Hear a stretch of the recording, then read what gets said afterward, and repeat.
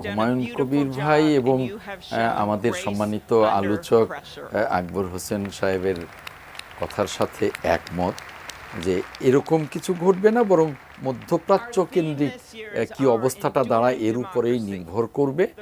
বাংলাদেশে এখন আমরা যে অবস্থাটায় আছি, যারা মনস্তাত্ত্বিকভাবে একটু জেগে ওঠার চেষ্টা করছেন, এটা খুব ক্ষণস্থায়ী হবে, এটা খুব স্থায়ী কোনো বিষয় হবে না।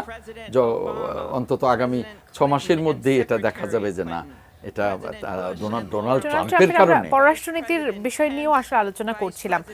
বাংলাদেশেও তো আসলে আমরা 5 আগস্ট পরবর্তী সময়ে পররাষ্ট্র পর্যায়ের নানান পরিবর্তন দেখতে পাচ্ছি। আপনার কাছে কি প্রত্যাশা? আমরা তো আসলে নানান সংস্কারের কথা বলছি, নানান পরিবর্তনের কথা বলছি। আমাদের পররাষ্ট্রনীতির পর্যায়ে কি ধরনের পরিবর্তন আসতে পারে?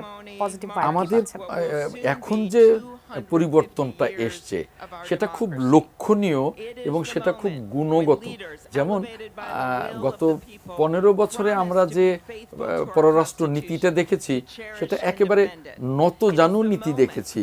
এবং পররাষ্ট্রমন্ত্রী, তখনকার পররাষ্ট্রমন্ত্রীর মুখে আরেকটা রাষ্ট্রের সাথে স্বামী স্ত্রীর সম্পর্ক, এই ধরনের লজ্জিত বাক্য উচ্চারণ করতে দেখেছি।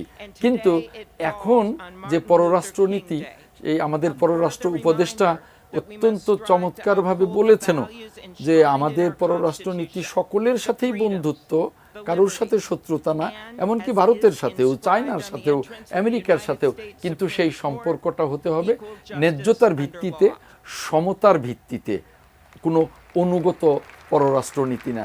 এটাকে আমি পরিবর্তন বলবো না, এটাকে আমি বলবো পররাষ্ট্রনীতির সমৃদ্ধকরণ। ধন্যবাদ। সিল্কোর সিল্ক অ্যান্ড শাইন, যাতে আছে আর্গান অয়েল ও ওট প্রোটিনের গুডনেস, যা আপনার চুলকে রাখে হেলদি অ্যান্ড শাইনিং।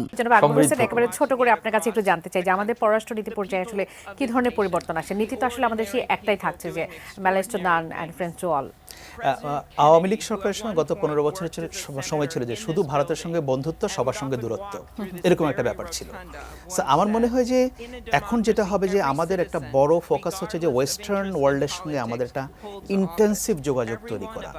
কারণ আওয়ামী লীগ সরকারের সময় শুধু ভারত কেন্দ্রিক পররাষ্ট্রনীতির কারণে এবং এই দেশে কোনো গণতন্ত্র, মানবাধিকার, আইনের শাসন এগুলো না থাকার কারণে একটা পশ্চিমা দেশগুলোর সঙ্গে আমাদের একটা বড় দূরত্ব তৈরি হয়েছিল, ইউরোপ এবং আমেরিকার সাথে। বাংলাদেশ যেহেতু এখন অন রোড টু ডেমোক্রেসি, এবং আমরা সবাই কনফিডেন্ট যে আমরা একটা ডেমোক্রেটিক লিবারেল বাংলাদেশ আমরা তৈরি করব, যেখানে আইনের শাসন থাকবে, মানবাধিকার থাকবে, সবাই রেসপেক্টেড হবে, এখানে গুম থাকবে না, খুন থাকবে না, এবং আমরা পিসফুল ট্রান্সফার অফ পাওয়ার এটা আমরা নিশ্চিত করব।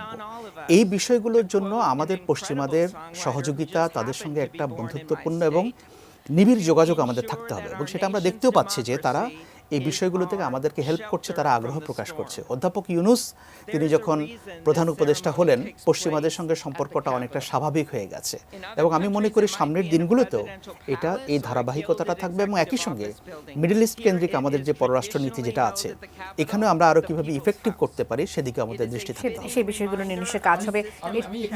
বলবেন হলো এই যে যারা খুব অতি উৎসাহী, তারা বোধহয় ভুলে গেছেন যে এই যে 7 জানুয়ারির নির্বাচনটা, আমিডামিন নির্বাচনটা করেছিল ফ্যাসিস্ট, তার আগে কিন্তু যেমন ডেমোক্রেটিক ইনস্টিটিউটের একটি প্রতিনিধি দল এসেছিল, সাথে কিন্তু রিপাবলিকান ইনস্টিটিউটেরও একটি প্রতিনিধি দল এসেছিল।